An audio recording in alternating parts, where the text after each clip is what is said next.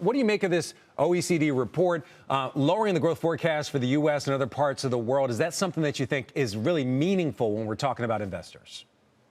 Sure, I think what's really interesting about this report, and actually similar reports that have come out regionally in the UK in the last week, is that the markets and the macro just are not adding up. I mean, yes, we've had softness today and US futures look soft to open, but actually, if you look at where we are at the ACWI, so All Countries World Index, we're not that far off all-time highs. European levels, only about 2% off all-time highs. S&P 500, difficult year, but we're much higher on where we were on the April levels.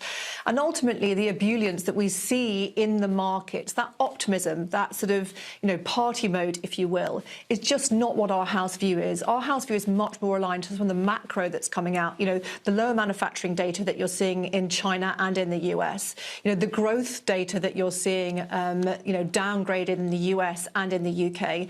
And that's really setting our stall for what we expect for the rest of the year. And that is that we would say we are cautious to pessimistic, and we definitely think that volatility will continue as the hard data flows through into the markets, and not least as we expect these tariff deadlines coming up and the new tariff deadlines coming up and what that means for markets. So cautious, you said cautious but pessimistic. Those both sound like pretty negative things. It sounds like you're more on the negative side of things. Can I come to you with what some people may see as a contrarian view? I actually got to speak to Michael Hartnett of Bank of America, the chief investment strategist. He told me he thinks the tariff narrative for the market, that's just over. He thinks that's going to be resolved by Labor Day. He says, at least in the U.S. markets, it's really all about the tax cuts and the spending bill. Do you agree with that take? Look, Frank, I'm a naturally optimistic person, so I'd love to be optimistic about markets at the moment, but we just think there's too much volatility. Look, the volatility presents buying opportunities. I'm not saying this is a time to step back entirely from the markets, but there is just so much uncertainty.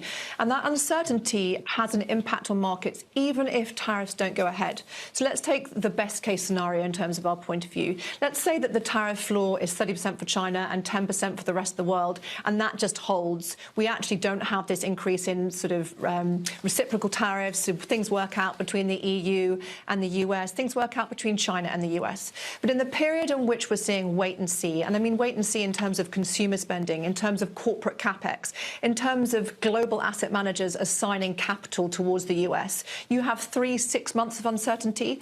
That pause, that wait and see will have an impact on markets and macro. So it could be short-lived, but we just don't think we're out of the woods yet, and we think Labor Day is a bit optimistic. All right, so cautious but pessimistic. I want to ask you about some of the riskier parts of the market. We have a segment coming up talking about quantum computing stocks. Very quickly, I'd just like to get your take on that area of the market and also some of that higher valuation tech that we've seen kind of catch a bid in recent weeks. Yeah, I think it's really interesting, what drove the market in terms of the previous 5 years to December and what's driven the market in terms of the last 6 months. Valuations are more appealing now than they were if you look at December. But in terms of the granularity, I'm afraid I'd have to defer to those that are sector specific on that case. We like to go much broader in terms of our sectors.